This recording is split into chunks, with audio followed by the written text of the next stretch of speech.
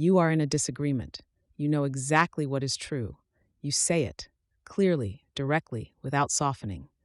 The words land like a verdict because they are honest and they are loud. Most people flinch. Some people leave. Nobody questions whether you mean it.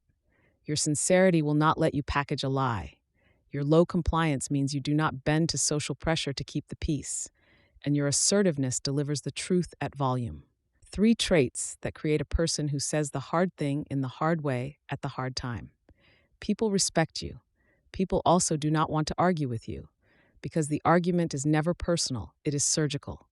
You do not attack the person, you dismantle the position and you do it out loud.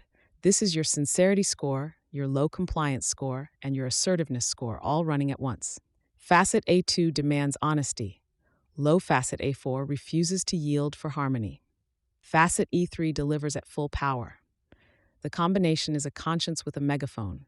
Three traits that make you the person everyone respects and nobody wants to argue with. You say what others think. You mean what you say. And you will not back down when the room pushes back. The bulldozer with a conscience. You do not knock things down to be cruel.